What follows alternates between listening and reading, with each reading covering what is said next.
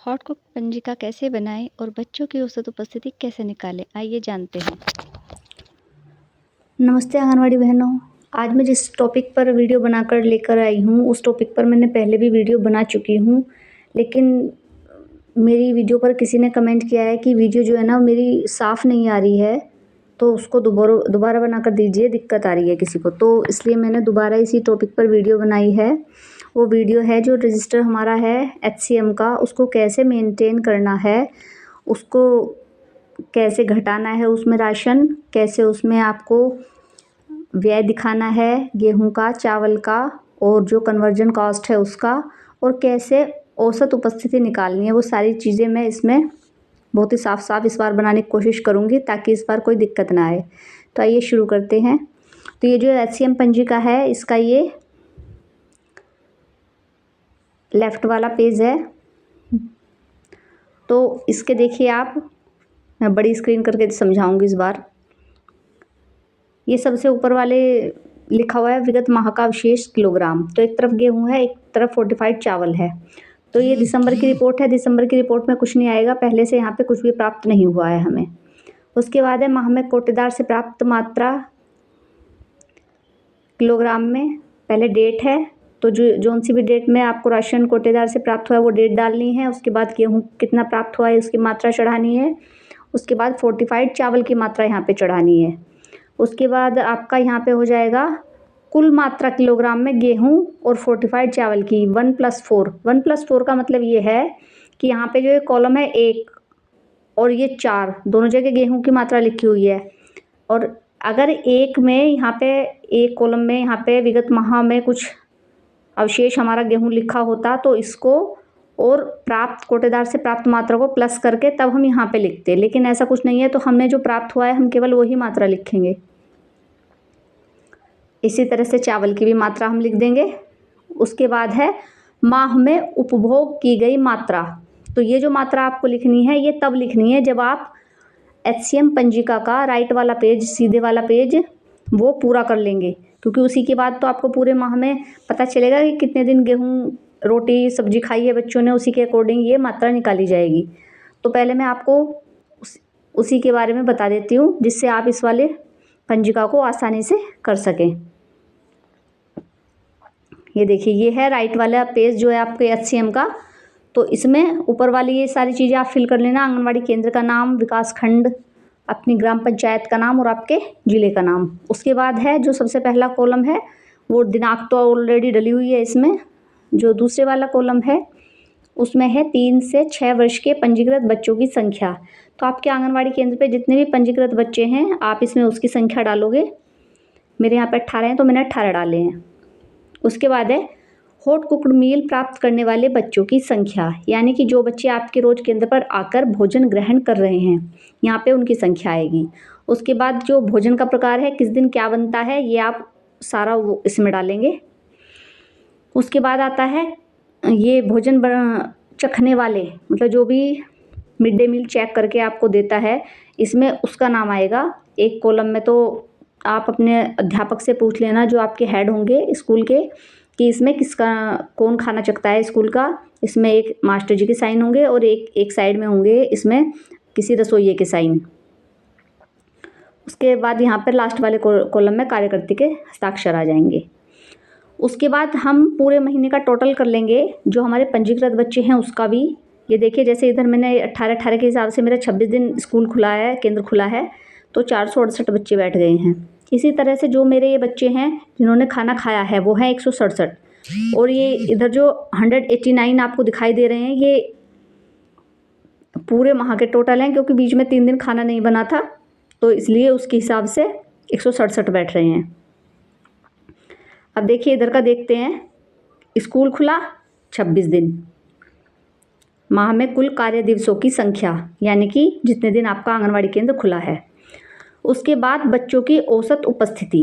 अच्छा, बच्चों की औसत उपस्थिति आपको कैसे निकालनी है वो भी मैं बता देती हूँ आपको।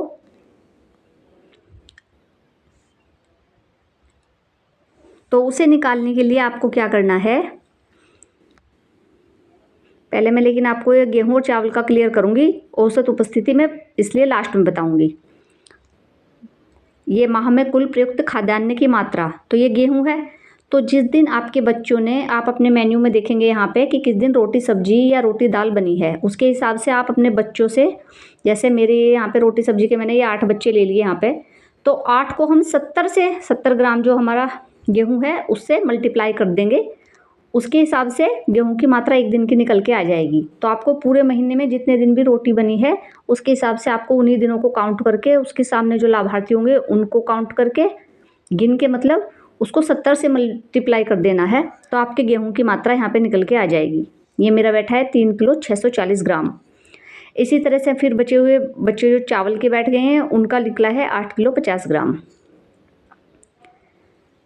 ये हो गया है। उसके बाद है आपकी माह में कुल परिवर्तन लागत पर व्यय की गई राशि। तो यहाँ पे जो आपके ये बच्चे हैं जिन्होंने खाना खाया है, आप उसको 167 को 3 रुपये 75 पैसे से मल्टीप्लाई करेंगे, या आपकी सुपरवाइज़र से पूछेंगे कि कितने रुपये से आपके जो हेड मास्टर जी हैं स्कूल के, उनको आपको पेमेंट करना है। अगर वो 4 रुपये 25 पैसे के हिसाब से बोलती हैं तो आपको यहाँ पे मल्टीप्लाई 4.25 करना है। हमारे यहाँ पे 3 रुपये 75 पैसे के हिसाब से दिया गया है, तो यहाँ पे हमारा टोटल बैठ गया है 626 रुपये 25 पैसे। तो जब ये हमारा क्लियर हो जाएगा उसके बाद हम दोबारा से लेफ़्ट पेज पर चलते हैं। ये यहाँ पे जो मात्रा है गेहूं की 3 किलो 640 ग्राम और ये चावल की 8 किलो 50 ग्राम, ये हमें HCM पंजिका के लेफ़्ट वाले पेज पे यहाँ पे लिख देनी है। माह में उपभोग की गई मात्रा किलोग्राम में, तो यहाँ पे तो हम गेहूं लिखेंगे और चावल के नीचे चावल। उसके बाद अवशेष मात्रा किलोग्राम में, तो हम ये जो इधर हमारे गेहूं हमें कुल प्राप्त हुए हैं 20 किलो 160 ग्राम, हम इसमें से 3 किलो 640 ग्राम घटाएंगे तो हमारा ये आएगा। इसी तरह से हम चावल को घटाएंगे तो हमारी ये मात्रा आ जाएगी। तो ये हमारी ऊपर की रिपोर्ट तैयार हो गई है, इसमें कोई ऐसी परेशानी वाली बात नहीं है। उसके बाद है हमारी नीचे वाली रिपोर्ट। तो वहाँ पे जैसे हमारी कन्वर्जन कॉस्ट मैंने बताई थी आपको 3 रुपये 75 पैसे से हमारे यहाँ पर दिया गया है, उसके हिसाब से आपको ये रिपोर्ट तैयार करनी है। देखिए विगत माह के अवशेष में कन्वर्जन कॉस्ट में कुछ नहीं था।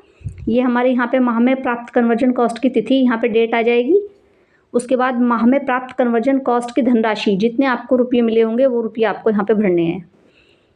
उसके बाद यहाँ पे कुल रुपये आ जाएंगे, अगर विगत माह का कुछ अवशेष है तो वो, और यहाँ पे ये कुल यहाँ पे आ जाएगा।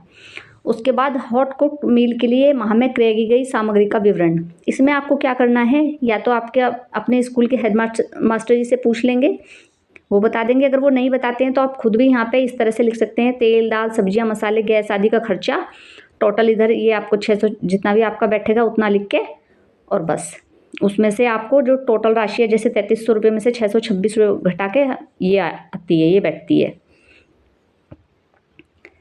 ठीक है, तो आपका ये वाला पेज पूरा हो गया।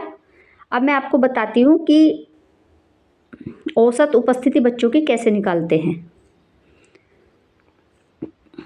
तो देखिए, बच्चों की औसत उपस्थिति निकालने के लिए आपको क्या करना है कि माह में जो खाना खाने वाले बच्चे हैं आपको उनकी संख्या लिख लेनी है। उसके बाद उसको 100 से आपको गुणा कर देनी है। जो भी आपकी संख्या आएगी उस संख्या को आपको भाग कर देना है आपके माह के टोटल पंजीकृत बच्चों से। जैसे मेरे पूरे माह में 18 पंजीकृत बच्चे हैं, तो 26 दिन में 18 को मल्टीप्लाई करोगे तो 468 आया है मेरा। तो उसके हिसाब से ऐसे ही आपका जो भी आएगा आप उससे भाग कर दोगे। तो जैसे देखिए 167 बच्चों ने खाना खाया, हमने इसको 100 से मल्टीप्लाई किया और उसके बाद आप इसको हमने 468 से भाग कर दिया है, तो ये इसका 35.68% इसकी औसत उपस्थिति निकल कर आ गई है। तो बहनों, मैंने कोशिश की है इस बार वीडियो साफ बने। फिर भी कोई दिक्कत हो परेशानी हो तो मुझे आप कॉल कर सकते हैं एनी टाइम। मुझे बहुत खुशी होगी आपकी मदद करके। वीडियो अच्छी लगी हो तो लाइक करें, शेयर करें। Thank you.